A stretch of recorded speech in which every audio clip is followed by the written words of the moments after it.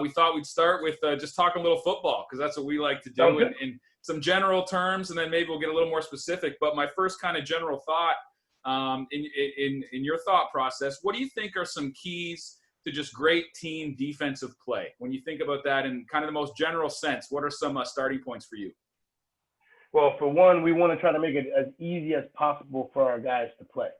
We always talk about, defensively, regardless of what we have called, is it going to be easy for them to learn? Are they going to be getting to the football as fast as we want them to be getting to the football? So if they're thinking out there, that's probably the first thing that we don't want them to have to do. Secondly, just, learning the schematics, learning the systems, and that's our job.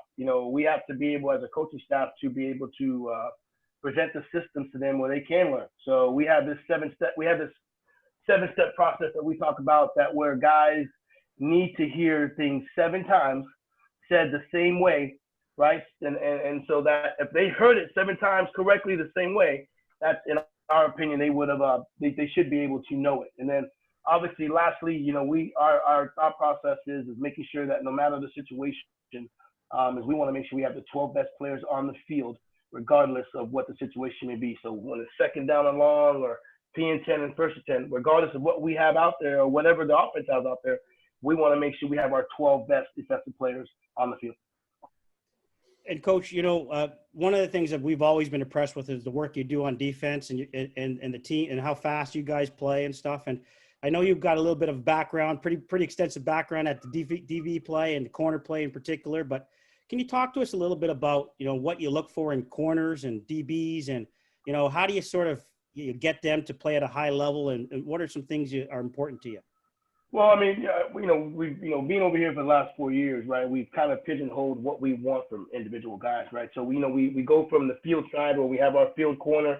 We were blessed to have a guy like Antoine Myers there for 4 years, but we want a guy who can be quick and have the ability to attack the football and be physical. So we've had that. So that's primarily what we want at the field corner position. Our halves and our safeties, we want length. We want guys who have, who can go from sideline to sideline. They got to have some, I don't want to say specific height requirements, but we are kind of looking for guys who we feel can go sideline to sideline and can cover, a wide array of the football field. And then our boundary corner, we always want that guy to, he's got to be a little bit stronger. We have a tendency to send our boundary corner on some specific, different situations, and we need him to be obviously not just a cover guy, but more of a run fit guy as well. And then obviously our backup field corners and boundary corners are guys that we're actually looking to be linebackers in certain situations. So, our corners, obviously, first and foremost, they got to be able to cover, they got to know how to press, and they got to be extremely strong-minded, because that's, that's a specific position that I coach.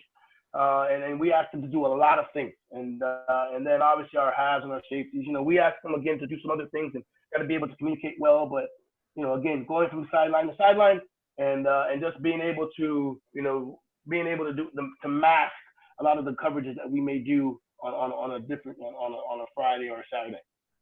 And do you think, like with the press technique, is it a little bit different in how you teach that now compared to what you played in the U.S. game? Well, in the U.S., when you're right on the line, right, you're able to shoot your hands right away, right? So now obviously, losing that, having to move back a yard, it makes us concentrate more on our feet, and making sure that we stay in front of the receivers just a little bit longer, right? So, I think that, in the Canadian game, there's not a lot of press going on, especially at the university level. So, we try to incorporate that early, just because I think it gives us an advantage. When you press most of the time against receivers, you limit their route tree, right?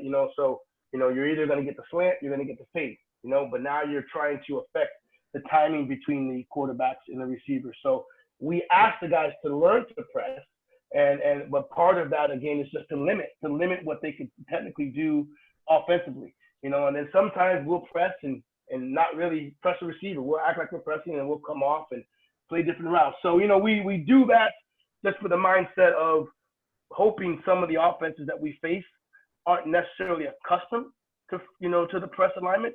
But, we can do a lot of different coverages out of that. So, it is a little bit different once we have to kind of gear down, and we look at the young guys and they come out there and, start pressing, and the first thing they do is open the gate and not use your hands and stuff like that. So, I think we go pretty extensive as far as what we want them to teach. But the difference is with that yard, you have to stay in front of the receivers more often than not than you would do in the state.